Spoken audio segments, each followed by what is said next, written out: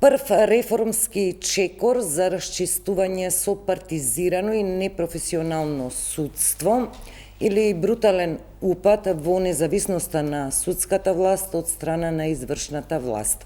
Утре, барем до вечерва се такви најавите, ќе започне седницата.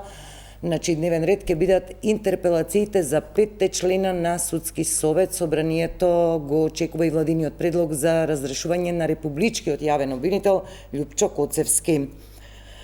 Засилена дипломатска офанзива која ни го зацврсти сојузништвото, конкретно еве со Трамп и со Орбан, или аматеризам во надворешна политика кој нема да ни го премолчи и нема да ни го заборави официјален Брисел.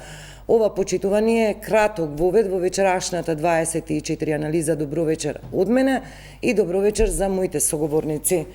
Левата страна резервирана за власта, Антонио Милошовски, ВМРО ДПМН. Добро вечер. Добро вечер, благодарам за поканата.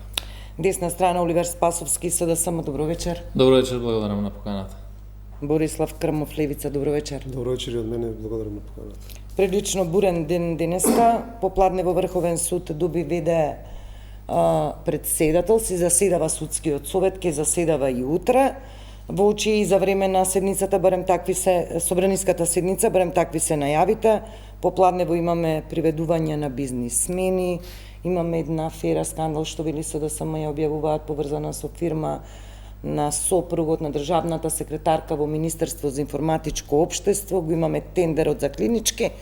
Многу работи се случија во еден ден, но јас сакам да се држам по ова сценарио, бидејќи мислам дека една од суштинските работи се однесуваат на судството. Ги најавив 5 интерпелации утре на судиите, еве ја пред мене. Пред да влезам во студиото се потврдивме Милошовски, дали содржината за сите 5 мина е иста, ми рековте да. Вака изгледа, мислам колку страници се, 7 страници, вака изгледаат интерпелациите утре. Не е известно дали ќе се појават луѓе во членовите на Судски совет кои, нели, би требало да се појават, но не е известно дали ќе дојдат на седница. Имаат право да дојдат и да дадат некој одговор, иако го дадоа писмено. Но прашањето мое е за влез. Она што го најавив и како влез во емисијата. Почнаа ли реформите или сведочиме еве на некој обид за упад на извршната власт, па барем до една линија, барем да проба до каде може да оди со тој притисок. Ај, Милошовски, со вас. Ворете, јас ќе почнам. Ќе кажем дека за да имате реформи во правосудниот систем, каде што и судскиот совет е една битна институција, не можете тие реформи да ги постигнете само со менување или коригирање на одредени законски норми. Ако рейтингот на правосудството и целиот систем паднал на најниски 2%, историски најниски до сега, не можете да очекувате дека со истиот тим на кадровски решенија ќе постигнете подобри резултати.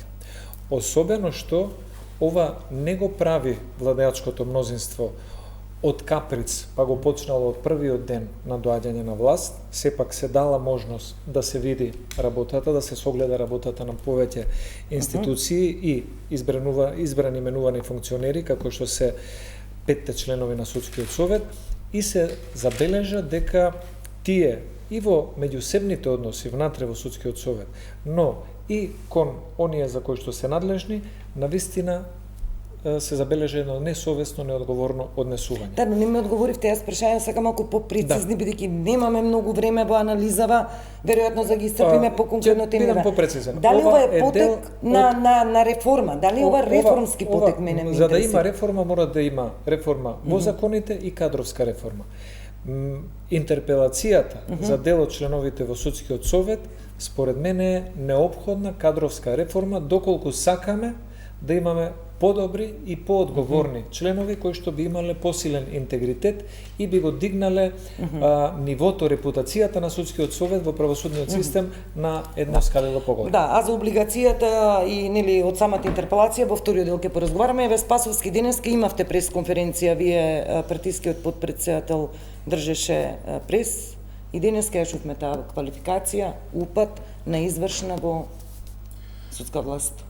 Па видите, се тоа што сега сакаме да го прикаже власта како некаква реформа која што започнува со разрешување на членовите, односно со интерпелација на членовите на судскиот совет, не представува ништо друго, туку упат во тој уставен поредок, би рекол, во кој што законодавната власт сериозно се надметнува или сака да изврши притисок над судската власт. И сега, ако ме прашате дали треба да има реформи, треба да има реформи. Добре. И тие се клучните работи, меѓутоа реформите не започнуваат со тоа што вие ќе имате интерпелација за 5 члена на судскиот совет, од кои што 13 члена се вкупно, вие ќе имате 5, оставате 8 судии кои што се внатре. Ако некој допринел за нискиот рейтинг и така натаму, се судиите се тие кои судат, тие остануваат внатре. Према тоа, овде сакам да кажам дека не може да стане збор за никаква реформа. Ние знаеме и во националната развојна стратегија, денеска имавме национален развојен совет за развој. Еден од приоритетите во носењето на регулативата е токму и законот за судскиот совет, покрај законот за судовите, законот за јавното обвинителство и така натаму. И сметам дека ако сакаме реформа, владата мора да излезе со план, да видиме кој е планот, како да се направи таа реформа, што треба да се промени во законскиот текст и секако на крај ќе дојдат човечките ресурси со кои што располагаме за да се реализира една таква реформа. Ние кажавме многу јасно, подаваме рака на власта во однос на спроведување на сериозни реформи. Меѓутоа, ова е еден жесток упад што досега се нема случајно во државата во однос на законодавната врз судската власт.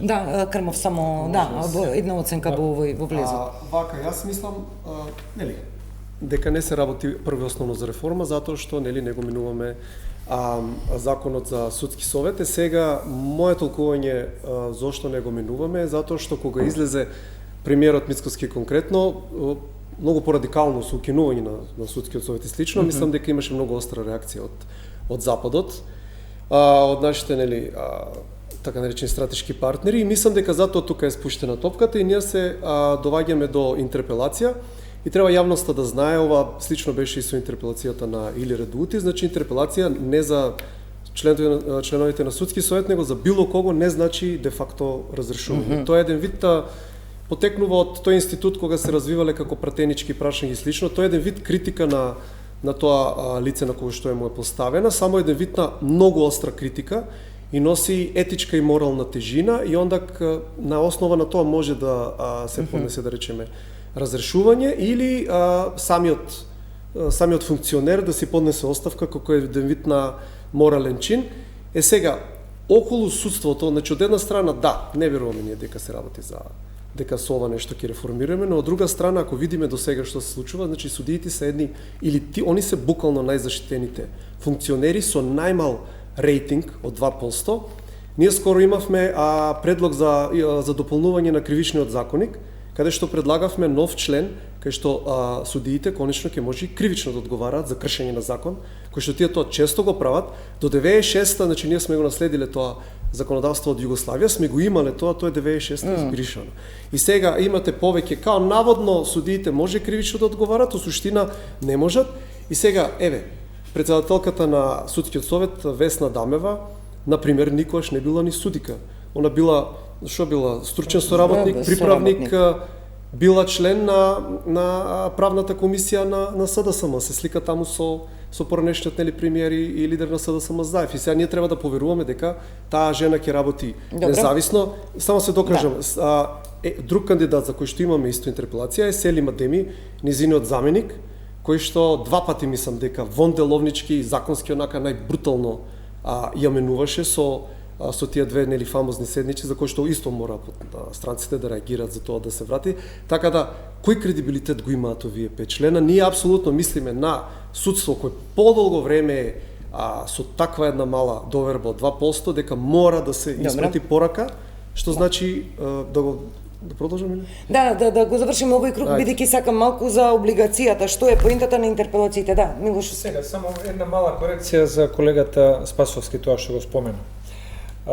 Значи, беше споменато зошто има интерпелации за 5 членови на судскиот совет, а нема за останатите 8. Нормално собранието тогаш би било упат во системот доколку собранието покрене интерпелација за член на судскиот совет кој што не го избрало. Ако сега членот на судскиот совет Антоанета Димовска, за која што Државната комисија за спречување на корупција заклучи дека незаконито има судиран интереси да биде член на управниот одбор на Академијата за суди и јавни обвинители, ако некој сака да ја разреши, тоа не е собранието. Ние не сме ја избрале, ја бирале судиите, може 20 судии да покренат иницијатива и да ја разрешат.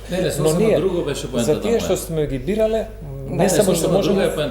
И нашата интерпелација, тоа сакам да кажам, мислам дека СДСМ греши кога вика дека е упат, затоа што интерпелацијата е заснована на членот 72 од Уставот, имаме право да поднесеме интерпелација и втора работа. Дури и судиите кои што се членови на судскиот совет, во моментот кога ќе стане член на судскиот совет, тој веќе не е судија.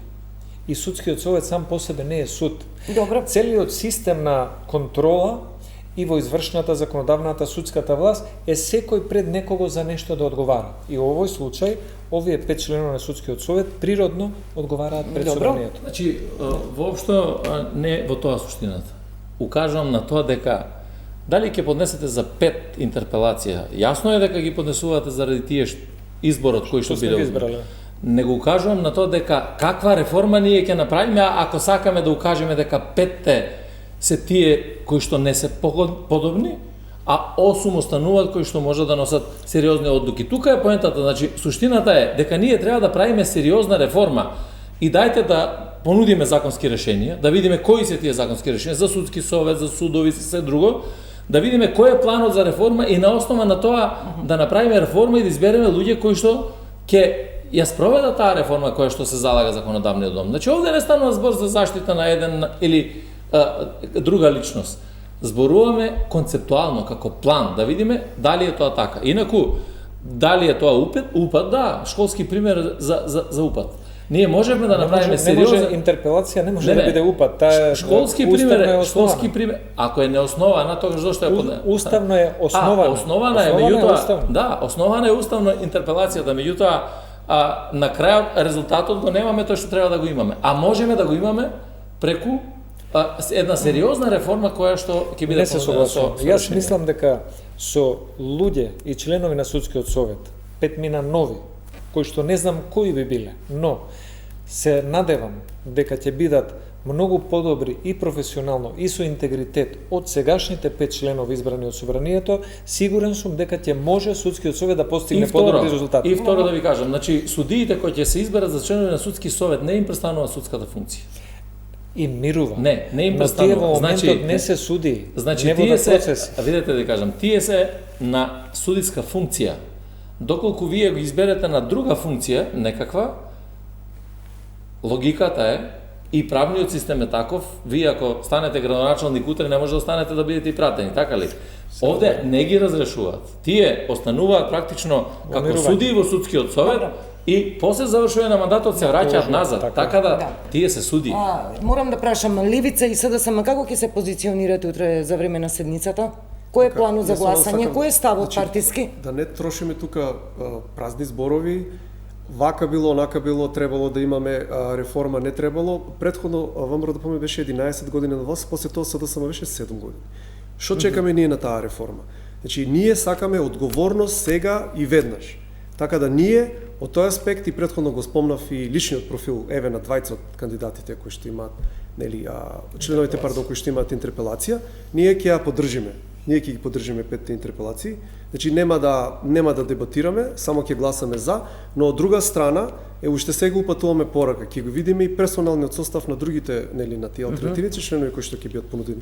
Сега да видиме, нели, прво дали ќе се изгласаат, дали ќе дадат оставка или ќе се разрешат и така натаму, за да не биде пак истата работа со тефтерчето, нели, со судиите кои што очигледно преминуваат дел од едни, дел од други раце и едни исти судии се вртат во системот и тесно се врзани со извршната власт. Добро. Од тие причини јас укажав дека треба да имаме план за реформа и на основа на таа реформа да се донесат законските решенија, па дури тогаш да имаме персонални промени, Ние го кажуваме нашиот став, ние сме против заради тоа што сметаме дека е ова еден школски пример за упад во уставниот поредок на државата, така да понатаму нема да се променат ништо ситуациите и нештата во овој момент. Очекуваме дека владата ќе понуди план.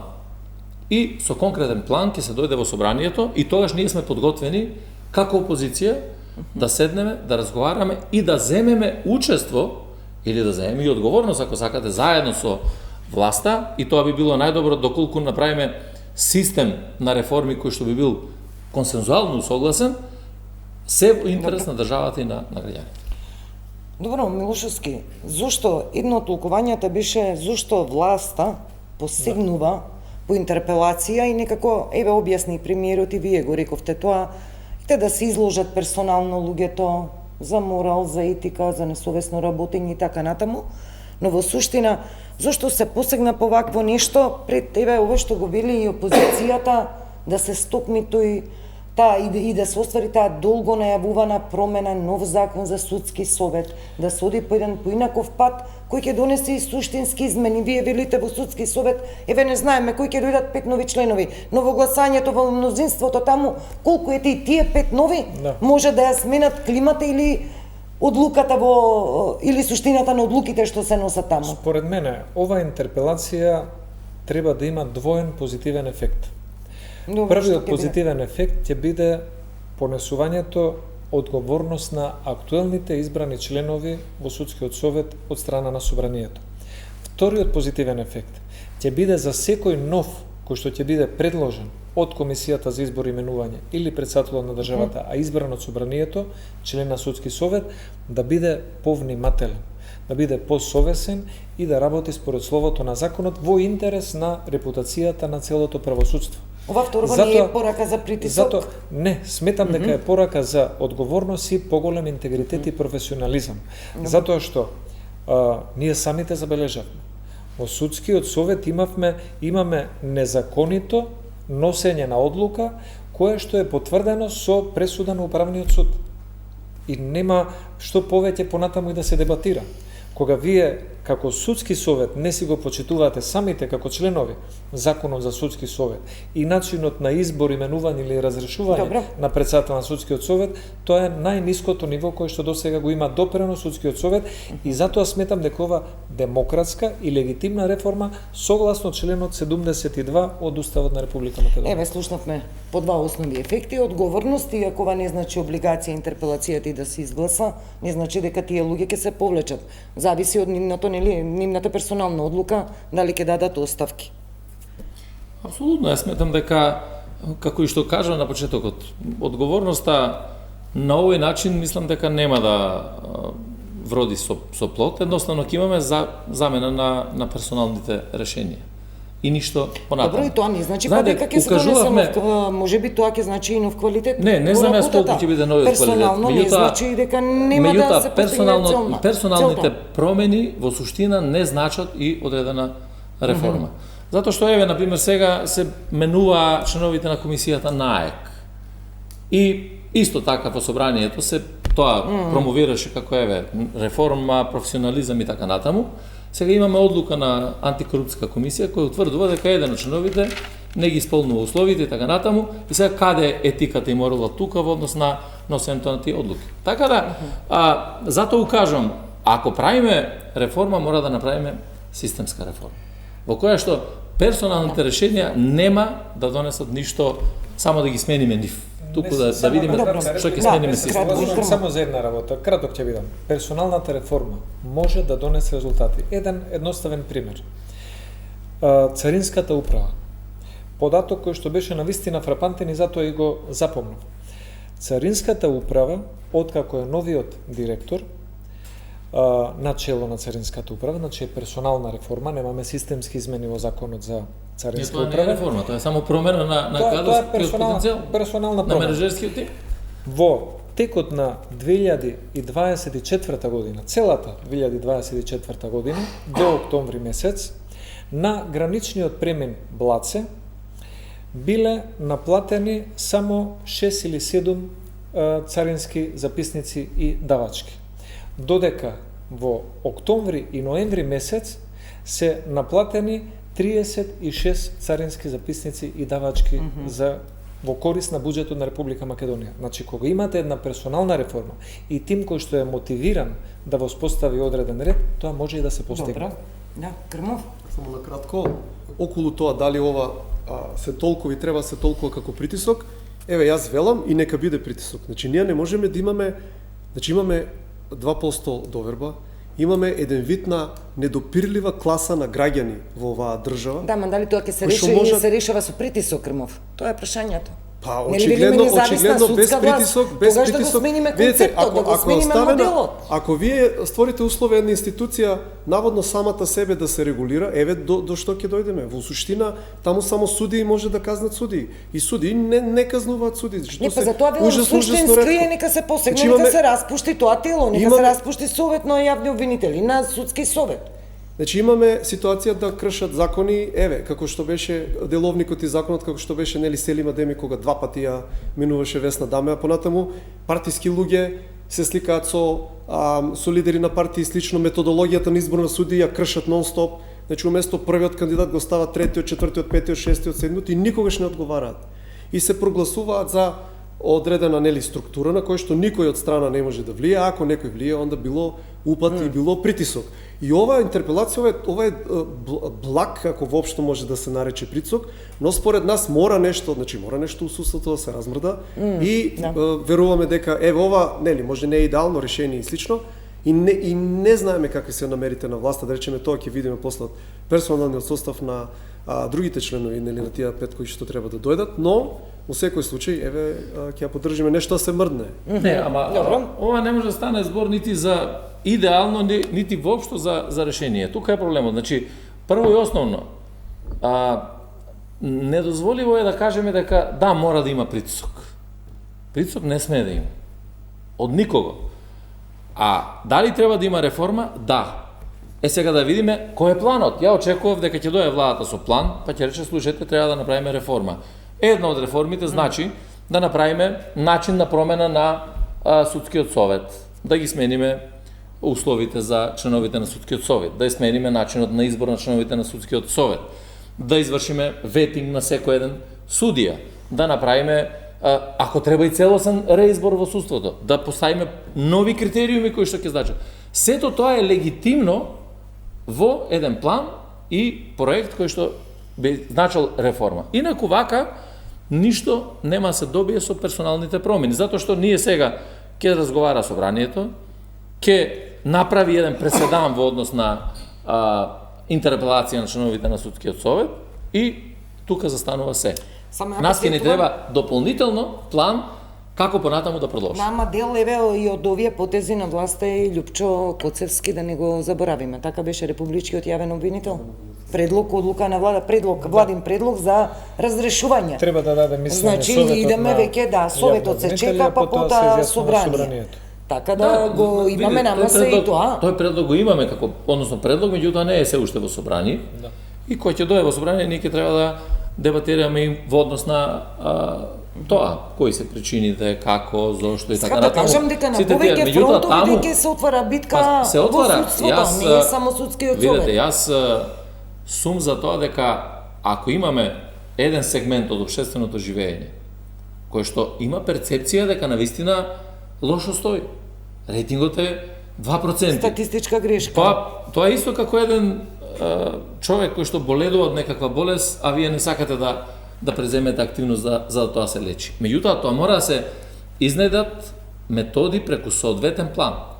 И на основа на тоа да направиме навистина чекори кои што би рекле да, државата ќе направи исчекор напред, државата ќе ги промени одредени состојби кои што се сега и преку таквите промени ќе можеме да очекуваме дека значително ќе јакне довербата на граѓаните во правосудните органи. Јас, да бидам искрен, моето лично мислење дека треба да се оди паралелно со процесот на реформи. Реформите на подобрување на законите системски треба да се случуваат и тоа е согласно реформската агенда која што ќе напоменам не е реформска агенда која што е донела само актуелната власт, сепак е документ кој што е изготвуван во еден континуитет на две или, ако ја земеме и техничката влада, и 3 влади предходно, и тоа треба да се следи, чекор по чекор, но и кадровските реформи се неопходни. Затоа што најголемиот дел од законските норми во Македонија се добри. Не законот за судски совет, најлошиот закон за судски совет на европскиот континент. Добре. Таму има сериозно добри норми и прописи и духот на законот е добар. Но ако имате личности кои што, или дел на личности кои што не се спремни да го спроведуваат, и паѓате на ниво на 2% доверба, тогаш имате и кадровски проблем кој Милошовски, што но мора да сигурно реформирате. тројца поединци не урна довербата во судството. Видите, Малку ама- овие тези се контрадикторни, сега ако Не, ама ги видите, следам ако ние сме внимателно. ставиле дека во реформската агенда или во националната развојна стратегија, дека треба да дојде до промена на целосното законодавство во правосудството. Значи закон за судови, закон за совет на јавни обвинители, закон за јавно обвинителство, закон за судски совет, закон за заштита на укажувачи и така натаму, тоа покажува дека навистина ние нешто треба да промениме. И сега мислам дека апсолутно се контрадикторни овие аргументи во кои што викаме дека имаме одличен закон, одличен начин на избор на судскиот совет, а од друга страна викаме треба да ги промениме. Супер ако е така. Да не се да не Ако е сега, така, е да не супер. се интерпретираме погрешно. Поентата ми е следна. Законите не се толку лоши, колку што некој поединец може лошо да ги применува. Нормално законите може да бидат и подобри, но ние 30 години менуваме и надополнуваме некои закони, а се воздржуваме од тоа да направиме и кадровска реформа паралелно со најдобриот закон, најдобриот закон, ако не се применува, тоа е мртво слово на хартија. И тука нема дилема. Ние видовме дека во судскиот совет тие не го почитуваат самите. Мораме да најдеме соодветни механизми за сите овие прашања кои што досега представуваат проблем. Да видиме ако некој не почитува закон, како треба да одговара за таа работа. Ако некој не прави И сега вака, вемувам. Граѓаните додека не гледаат вака збунувачки, веројатно реформи, агенди, закони и така натаму, прашањата кои се на граѓаните. Зошто СДСМ, например, не го оствари тоа што го вети витинг во судството? Зошто ВМРО ДПМН е вети разрешување на судски совет, совет на јавни обвинители, бескомпромисна битка? Сега имаме интерпелација која не значи облигација, туку изложување. Значи граѓаните сакаат да видат нешто прецизно и конкретно. Добро, ако може јас да контекст, јас се зборувам Да. едноставно, бидејќи граѓаните тоа го прашуваат. Зошто еве на пример не размислевте за ветинг во судството? Не сметам Зошто ретириравте од идејата за генерално распуштање? Се појавија странците неколку амбасадори со малку посериозни пораки. Спорност на ветингот, тоа ме подсетува на реториката на Дуи, кој што севкупно земено биле и најдолго владеачка партија од 21 година во Република Македонија и ги имаме луѓе дел на црна листа, дел со други одредени контраверзи и мислам дека е веќе излитена фраза да се говори за тој ветинг од страна на политичка партија која што не знае во моментот кај им е вториот највлијателен човек кој што беше до вчера колега на Оливер Спасовски и прв вице-премиер во владата. Но по однос на судскиот совет, да, ние кажавме дека нашата првична цел беше распуштање, целосно распуштање на судскиот совет. И тоа ќе беше според мене темелна реформа. Но ние не сме партија која што би сакала некои прашања да ги решава со силата на бројките во парламент.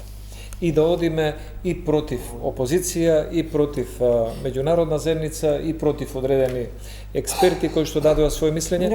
И затоа се одлучивме на една ваква комбинирана постапка. Таа комбинирана постапка би била тоа што е во надлежност на собранието да го направиме, доверба или недоверба за членовите на судскиот совет кој што ги бира собранието и во меѓувреме спроведување на реформската агенда која што ќе значи и подобрување на нормите во цел правосуден систем. Крмов прво сакам. Вака, значи ние тие реформи ги предлагаме и во претходниот мандат и сега. Значи и ветинг и потекло на имот, значи антинепотистички закон да не може татко, ќерка, војна, стрина сите да бидат кој судија, кој обвинител, кој адвокатска канцеларија, кривична одговорност последно што предложивме и веќе имаме и за тоа и пример. Ништо од тоа не е прифатено ни од претходната власт на СДСМ, нити од оваа од ВМРО ДПМН, така да ја не верувам дека. Ја мислам дека притисокот на странците си го направи своето. Ја тоа мислам, не друго, затоа што еве ако го земеме примерот со надзорната, што најверојатно нема да имаме време да збориме надзорната за ефектите на загадениот воздух што имавме две надзорни па спорење воно, таму апсолутно ВМРО да помене сите механизми на мнозинство ги користеше, така да тоа силење со бројките не е од сега, одамна е, и ева и ние тука го сетивме првите 7-8 месеци од власта, така да не, ја не верувам дека тука има некои добри намери. Едноставно мислам дека за жал не можеме од таа матрица да излеземе. Веќе 30 години која и да дојде власт, у суштина ги прави истите работи, а ги заборава работите за кои што се залагала и ги зборувала во опозиција. Да, за жал. Да, јас прво ќе кажам дека една од, би рекол, покрупните грешки на СДСМ и на владата беше во тоа што немаше храброст да застане да направи целосен реизбор на судиите во тој момент. Тоа беше и програмска определа која што беше за изборите во 2016 година. И мислам дека тоа ако се направеше ќе беа многу поинакви работите сега. Да, дали имало влијание во тоа време Европската унија беше исклучиво против процес на ветинг или целосен избор и така натаму од X причини, сето да така. Меѓутоа, второ во однос на тоа дека работите ова влада не сака да ги, или парламентарно мнозинство да ги тера на сила, се со цел и на опозицијата да не ја оди контра. Јас само јавно ја кажувам пораката. Дајте конкретен план како треба да направиме за се она што ќе биде позитивно за државата и за граѓаните, ќе имате поддршката. Значи нема вие да ни контрирате на опозицијата заради тоа што ние апсолутно не сме тука да штитиме поединци во правосудството. Да, не се многу луѓе во правосудството, и во судството, и во обвинителството, и адвокатура, ако сакате, кои што не работат така како што очекуваат граѓаните или не работат на соодветен законски начин, меѓутоа тие рушат перцепцијата. Затоа се потребни темелни реформи. И ние сме тука, дајте да ги направиме тие темелни реформи. Така да не ни угодувате на нас. Дајте заедно да угодиме на граѓаните заради тоа што не е за угодување. Не е за угодување, но еве ќе ви кажам еден пример. Малечок е во цела ова, би рекол, во цел мозаик на правосудството и е поврзан со поединци кои што беа споменати од колегата Спасовски. Тоа беше случајот на поранешниот член на Советот на обвинители Иџет Мемети и поранешниот член на Врховниот суд Натја Георгиев. Ние долго време упатувавме сигнали и како опозиција дека има индиции, особено за членот на Врховниот суд Натја Георгиев, дека има индиции кои што доаѓа од граѓани, од луѓе кои што беа засегнати за незаконито постапување од негова страна, па и одредени случаи на непотизам со неговиот син и слично. Но претходната власт, и судска, и извршна, и собраниско мнозинство, не реагираа на тоа. Значи, дури не реагираа ниту за такви поединци. А можеа. Доволно е да такви сериозни дојави или допрен глас, да ги ставите посериозно во обвинителството, да организирате одредени мерки преку обвинителството и МВР и да дојдете до одредени сознанија дали има или нема неправилности. Новиот министер за внатрешни работи во соработка со Скопското обвинителство или обвинителството за организиран криминал спроведоа такви мерки и ние имавме двајца поединци кои веќе не се дел од правосудниот систем и сметам дека иако се работи само за двајца и не се согласувам со висината на казните, сметам дека требаше тука да биде обвинителството построго, но мислам дека се направи чекор во правилна насока. Така треба да се работи. Добро. Прво, се согласувам дека кратко во овој дел бидејќи треба реклами да повикаме. Се согласувам дека секој еден треба да носи одговорност и тука нема дилема. И за овој конкретен случај, значи ова не се исследувања или мерки кои што ги спровела МВР. Имаше пријава од граѓанин кој што кажа дека му е побарано финансиски средства за да се решат тие предмети. Така да не е важно начинот како тоа го правиме. Битно е дека треба да се носи одговорност. За секој еден кој сака нека работата е што и граѓаните, кога ќе имаат граѓаните и поголема доверба, имаат и поголема смелост да пријават. Апсолутно. За да имаат поголема доверба, дајте го планот и да седнеме сите заедно да кажеме од денеска ова е реформата која што заеднички ќе направиме, реформа инклузивна, реформа во која што ќе вклучиме наука, сите ќе вклучиме што треба и на крајот ние сите да бидеме сигурни, меѓутоа и граѓаните дека навистина сме направиле. Добро. Крмов, завршуваме со вас, Богој. Само на кратко, пак ќе повторам, значи не изразувам голема скепса дека нешто кој знае што ќе промениме, значи не е прв пат ни ВМРО да помане на власт така, кој пат ме втори, трети пат, значи не е као дека немаме време ние овие реформи да ги направиме и на крај крајава мора да, нели сме ние независни и суверена држава, не можеме да се вадиме на западот дека ни забранило ова и она да правиме. Ако вие, колега, сакате да го кинете судскиот совет, апсолутно треба да го кинете и ние тоа решение треба да го видиме на масата, каде апсолутно ве охрабрувам со сите радикални мерки, ако имате такви, па може и со и уставот може да се промени, се може да се случи. Така да не, како да кажам, не прифаќам овака некои нели, првата година на власт и сега се очекува тука најголемата фактички промена и затоа што очекувањата се големи додека не паднат очекувањата, ние сега се вадиме на некои странски фактори или нешто, што тоа не поминува никај граѓаните никај. Да, но еве имаме предлог нели за Коцевски, можеби известно еве да кажеме известно е неговото разрешување.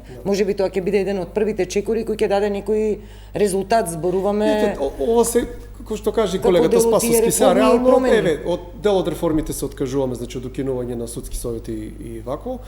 Ама имаме ситуација на промена на персонален состав и сега тие претходно ги ставил СДСМ, сега ги менува ВМРО ДПМН, па ВМРО ДПМН ќе стави нови, значи тоа е веќе видена работа. Ајде ќе видиме кој ќе биде предлогот Милошовски, се знае ли нешто? Републички јавен новин. Не би имал, нема Кој е некоја профилот информација. според вас? Еве профилот, да го профилираме. Профилот треба да биде професионалец кој што е спремен да се вложи сериозно во борбата против организираниот криминал и високата корупција. Тоа би требало да биде профилот, треба да биде добар менаџер, треба да биде и човек кој што ќе има интегритет и смелост и одважност, затоа што ќе треба да настапува и да се бори, да отвара предмети со луѓе или групи кои што се сериозно организирани во областа на криминалните структури. Пред недела имаше соопштение од СДСМ или прес во кое беше наведено во однос на разрешувањето на Коцевски дека има информација опозицијата дека се прави терен за поставување на нов обвинител кој ќе биде близок до власта, нов послушник. Тој контекст беше. Па добро, тоа е нормално дека ќе се постави нов обвинител. Ако се разреши, ако дојде послушник нов дали ќе поставиме. Ако дојде до промена во собранието, ако прво не сакам да ја предуцирам нели постапката која што се води во Советот на јавниот обвинител, меѓутоа ако дојде до промена сигурно дека ќе се избере и нов обвинител. Дали ќе биде послушник од тоа што сме го имале и до сега како искуство од страна на ВМРО ДПМН, јас очекувам, дури се зборуваат некои три имиња за кои што има, да, за тоа прашав. Да, за тоа прашав, се лиферуваат имињата. Овде, почитувани, правиме една кратка пауза за реклами и продолжуваме за кратко со вториот дел од емисијата. Останете со нас. Продолжуваме со вториот дел од 24 анализа. Крмов со вас, ајде да го почнам овој дел малку околу надворешната политика, не малку, дека толку веќе комплексно и се менува буквално час во час состојбата. Денеска една од првите вести беше и мислам указите што ги подпиша председателката за отповикување на вкупно мислам 8 еден е поради престанок на мандат, мислам, и 8 на БС со отповикани, како да кажам, разрешени. Са тоа ни се случува баш во оваа ситуација на овие, како да кажам, турбуленции и неизвестности. Ние, не знам се дали ќе се согласите со мене, реков за силена дипломатија на премиерот, да. На премиерот и особено на министрите од ВМРО ДПМН, бидејќи таму не ги видов од коалицијските партнери на нивните патувања во Турција, мислам, и во Будимпешта. Тоа вајда колегата Милошовски ќе знае подобро зашто не. Значи ние имаме тука повеќе посети, конкретно акцентот е на Соединетите Американски држави, Турција и Унгарија. Од Унгарија нели го добивме тој кредит од милиарда евра. И сега видите, нема ништо лошо вака на прво гледање Македонија да комуницира посебно со светските сили и тоа да речеме еве како со Соединетите Американски држави да комуницира независно без Европа, значи не мора како мали деца да прашуваме Европа за да идеме во Соединетите Американски држави да преговараме нешто да бараме и така натаму. Но од друга страна, јас мислам дека за жал значи имаме една ситуација у која што сме заглавени нели со преговорачката рамка, со внесувањето на посебно нели на бугарите во уставот и слично, и сега како тоа да го избегнеме.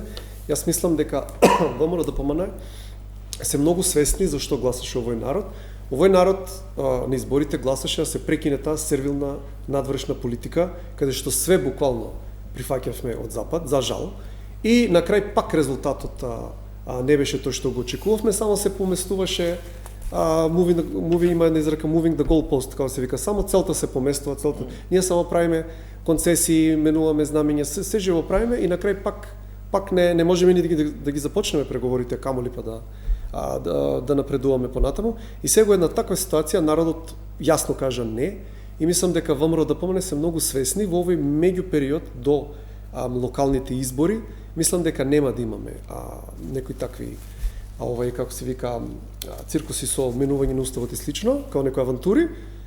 И од друга страна, ова е како некој сигнал дека еве ние имаме партнери, ние имаме пријатели и во Европа и во светот и не е проблем и моментално ако сме заглавени кон патот кон него, ние имаме со кого да комуницираме, имаме од кого да земеме финансиска поддршка и така натаму, но за жал, еве јас ценам дека тоа нема да трае долго, тоа во суштина ќе заврши после локалните избори. После локалните избори мислам дека ќе имаме ретерирање од таа позиција. За жал, зашто го велам ово, два факти. Еден е историскиот факт, пак ќе кажам, не е прв пат ВМРО-ДПМНЕ на власт.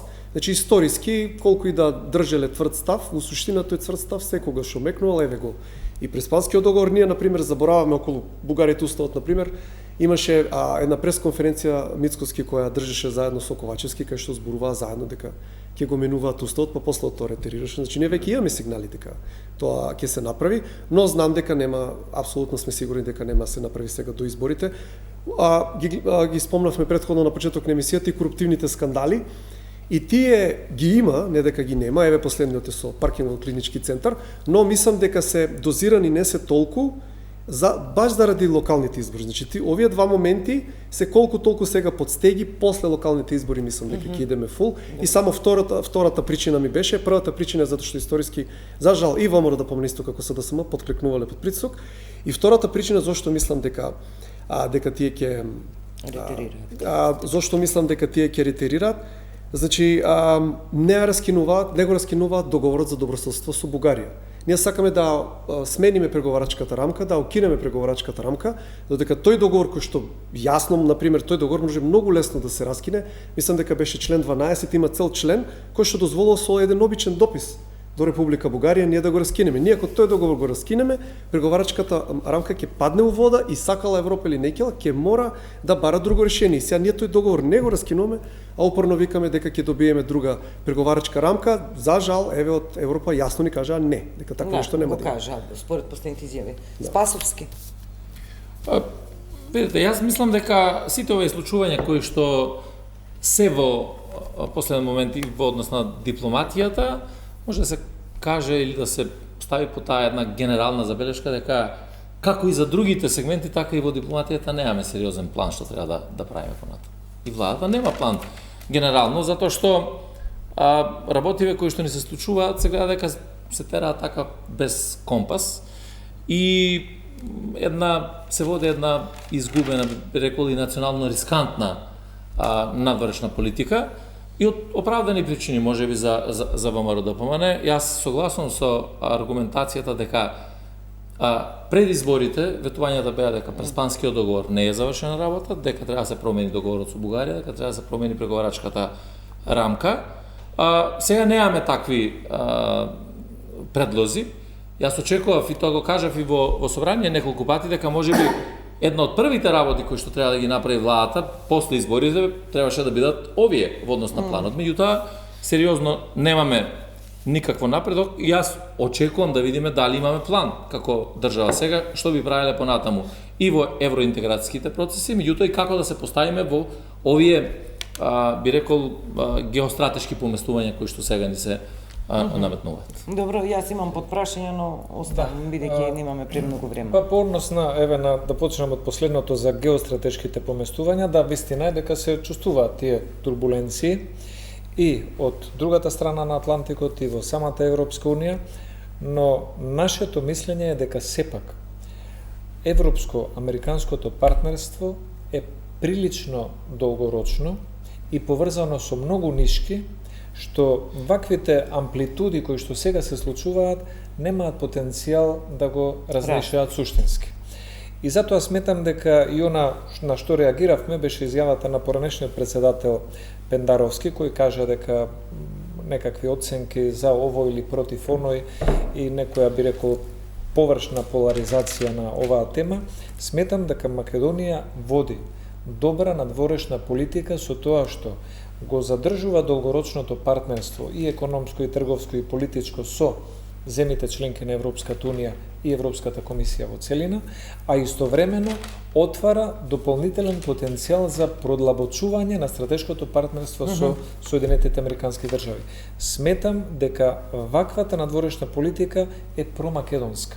Секаде каде што има можност, дали е тоа Вашингтон, дали е Брисел, дали е Будимпешта, дали е Берлин, средбата со претходниот канцелар Шолц, дали е Анкара, дали е во Белград, Приштина, дали е на друго место заедничка седница на влада, секаде каде што има можност да се унапреди билатералниот интерес на Македонија, тоа да се направи.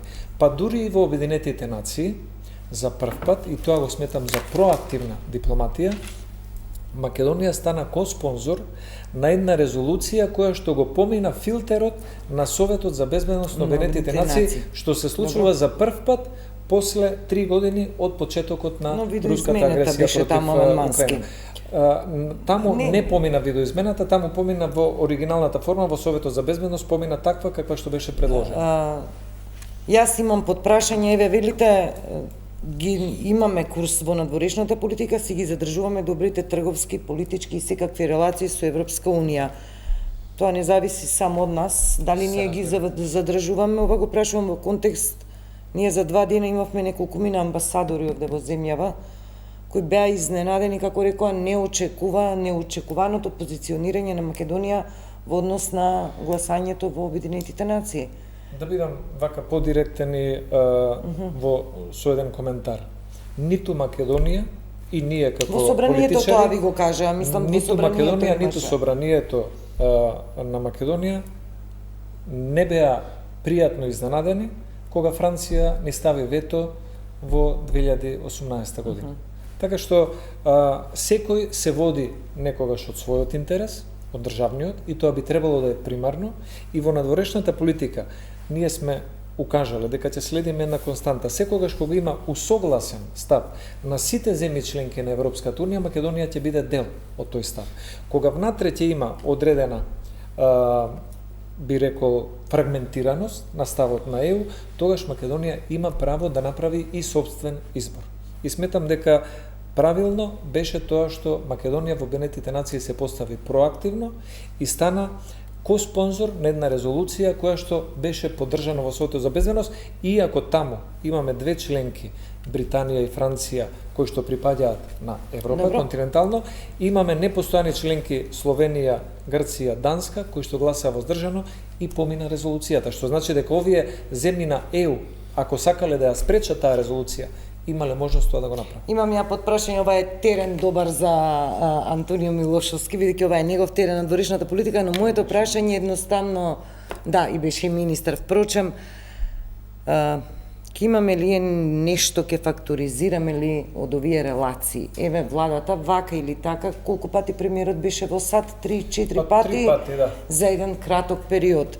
Велиме контакти со луѓе блиски до администрацијата на Трамп. Најавени странски инвестиции, средба со Ердоган, Унгарија милијардата ја спомна Крмов. Ќе успееме ли ние нешто од оваа приказна еве да факторизираме за нас? Прво, сметам дека Македонија треба да има една избалансирана позиција, би рекол, помеѓу Соединетите Американски држави и Европската Унија.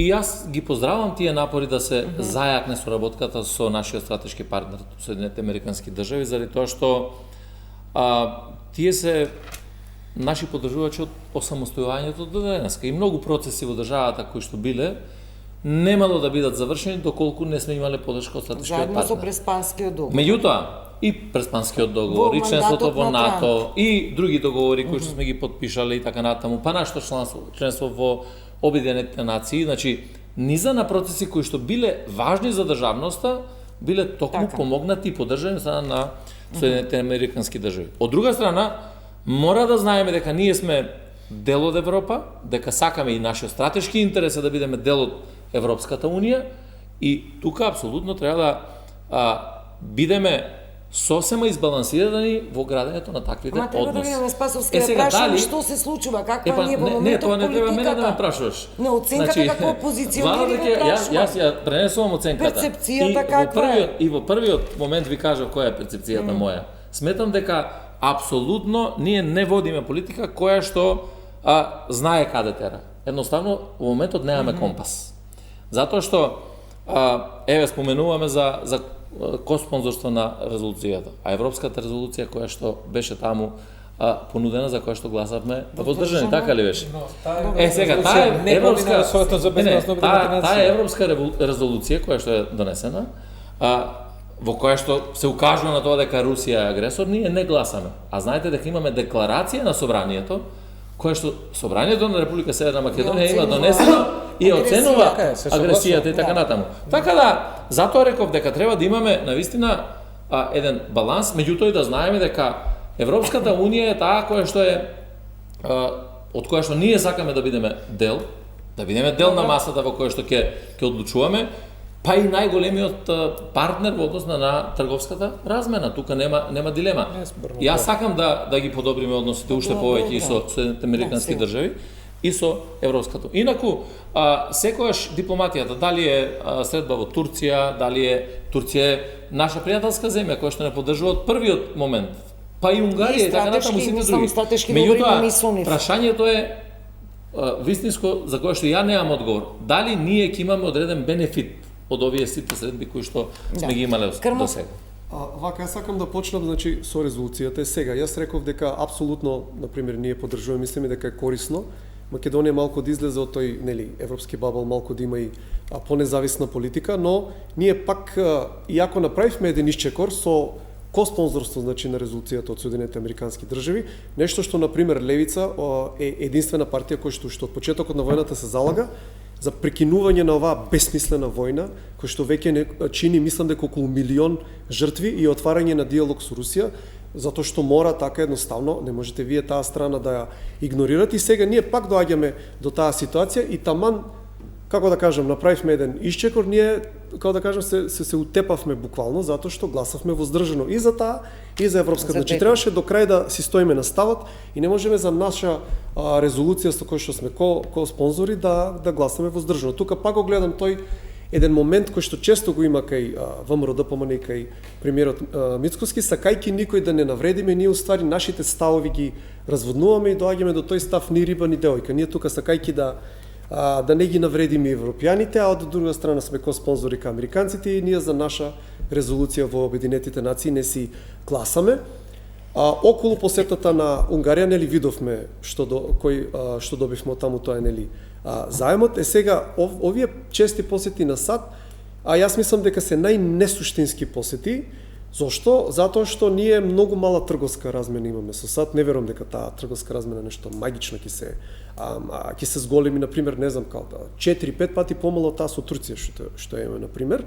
И од друга страна, овој момент сега, САД ќе бидат најлошо позиционирани, мислам, од првиот мандат на Трамп, дури полош од првиот мандат, да ни помогнат околу интеграцијата во Европската унија. Значи, знаеме дека, тоа е веќе јавно кажано, да не речам пола од европските дипломати и државници, уште додека беа изборите го нарекува Трамп фашисти и слично. Значи, ние, ако има некое влијание околу евроинтеграциите, тоа влијание на Соединетите Американски држави сега е на најниски гранки и што значи од таа страна нема да имаме помош, немаме некоја кој знае каква трговска размена. Ја мислам дека е тоа еден вид мачо проектирање на сила, тоа што иде премиерот.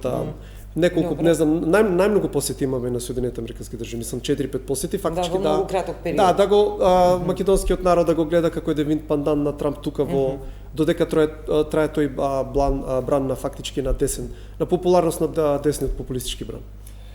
Добро, по интересна анализа на Крмов, се надевам еден ден ќе има прилика да малку и да се вклучи во надворешната политика, па да ги видиме и тие резултати, но ќе кажам неколку работи. Прво, за оно што го спомна Спасовски за тоа што би имале бенефит од ова и дел од вашето прашање, што Македонија би имала корист. И политичка и економска, не секоја мислам. Значи, прво, да бидете ко-спонзор на резолуција која што ја поднесува САД истата да го помине Советот за безбедност, тоа значи дека сте направиле добра проценка и тоа значи дека политички, дипломатски може и да сметате взаемно и на понатамошна соработка, која што ќе биде според мене уште попродуктивна. Економскиот дел. Еве ќе кажам еден пример, беше споменат тука заемот од Унгарија. Да, издействуване го добиваме и не само што го добиваме како држава. Општините аплицираат веќе за проекти, општините каде што има различни градоначалници, независни градоначалник од СДСМ, од ВМРО ДПМН, друг, трет, четврт, не е битно. Битно нема никој кој што е оставен на страна, секој може да конкурира, градоначалници на ДУИ, градоначалникот на Куманово и слично, кои што конкурираат со проекти за кои што добиваат поволни услови, токму како дел од овие заеми, и тоа е една конкретна поддршка. И на крајот тоа што сакам да го споменам, ги спомнавте и амбасадорите.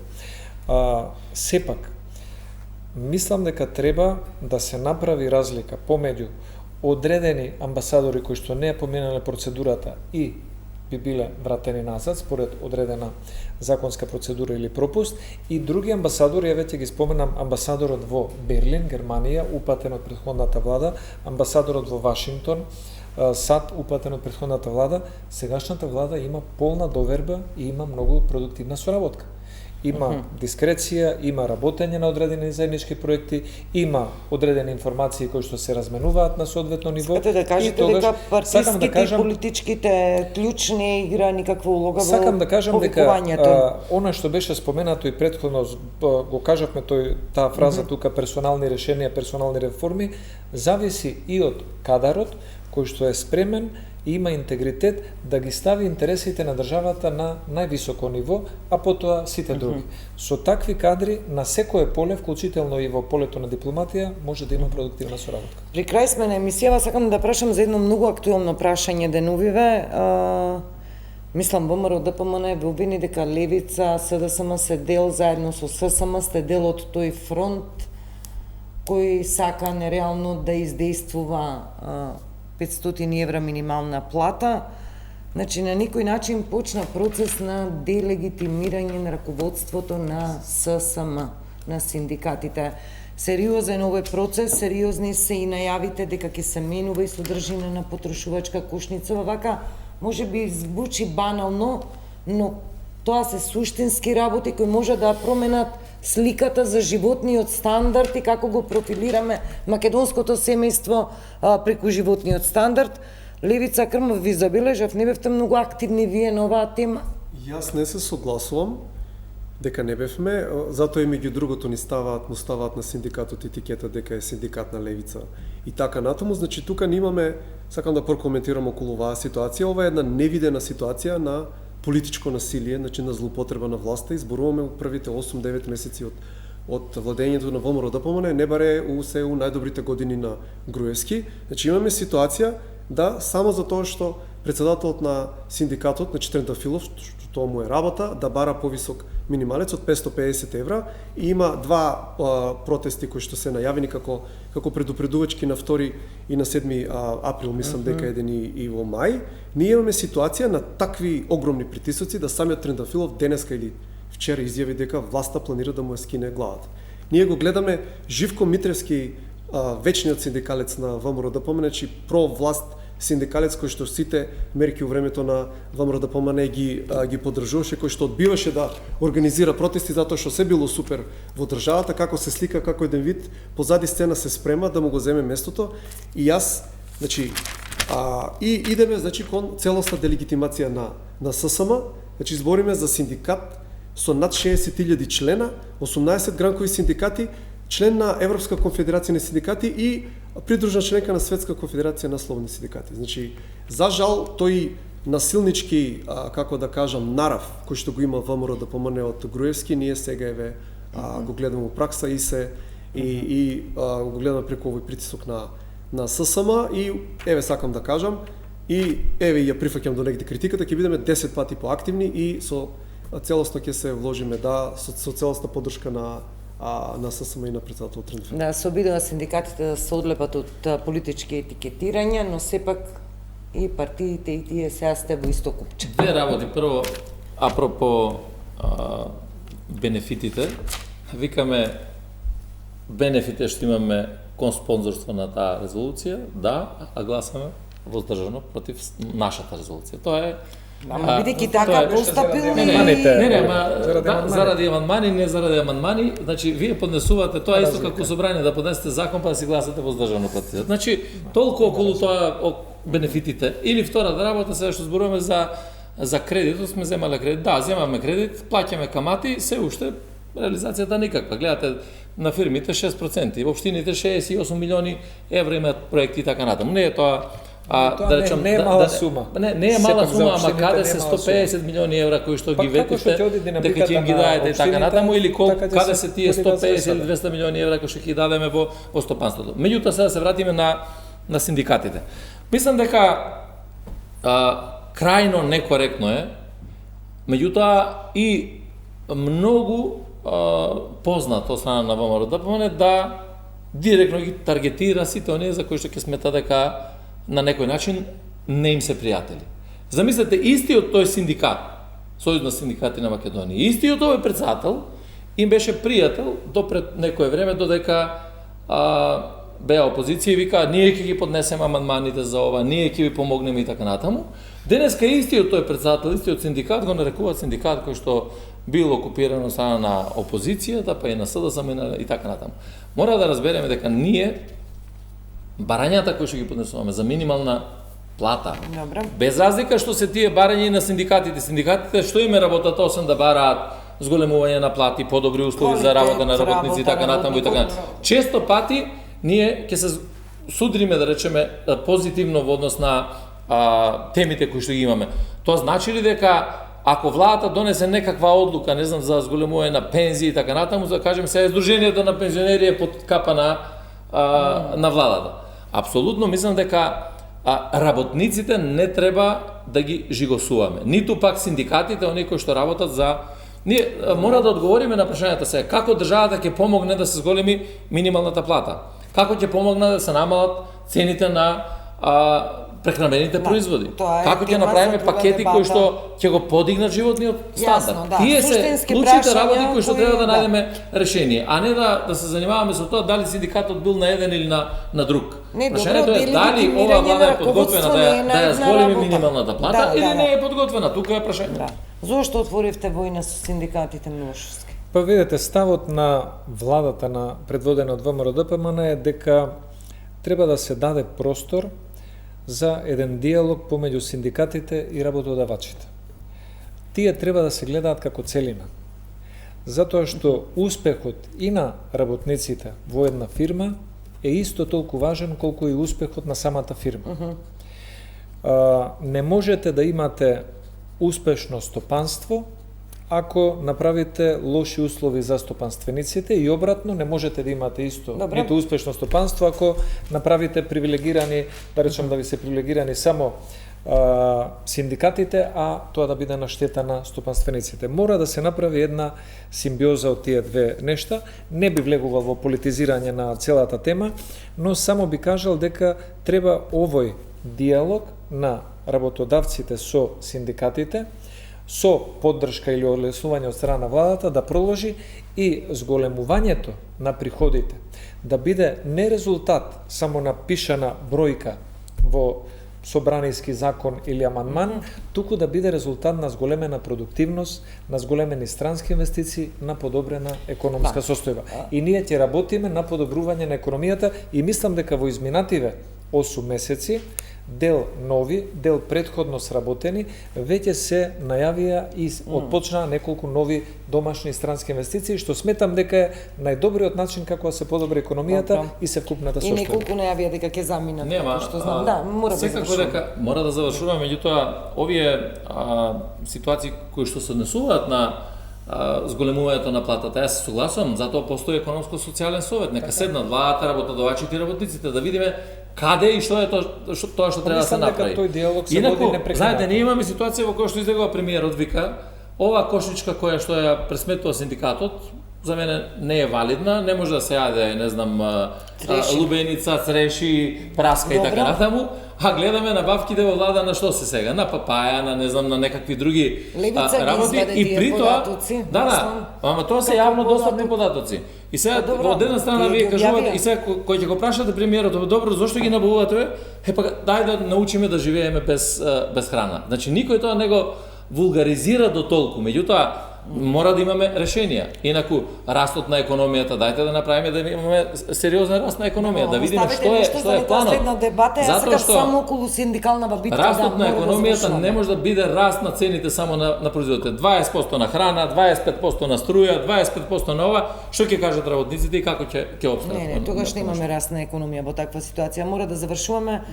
Утре јас па еве да, ако имате Не, некоја само конкретна сакав активност многу- околу ова, многу- бидејќи мораме за една минута да се одјава.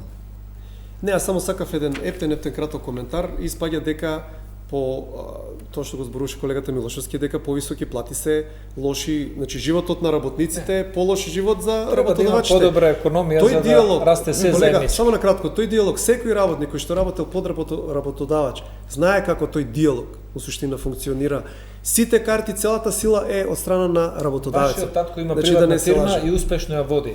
Не А може работниците да биде... ве бираат, колега, сакам да а не кажам, работодавачите, а вашиот вие татко застанувате како на страната на најдобро работодавачите. знае дека успехот на фирмата е заеднички успех кога се успешни и стопанственикот и Ама и работниците. факт е дека Малку имате се став спомнува. вие дека зголемувањето на минималната плата, кога беше 8600, ќе доведе до тоа да се затворат работни места и ќе пропаднат работодавачите.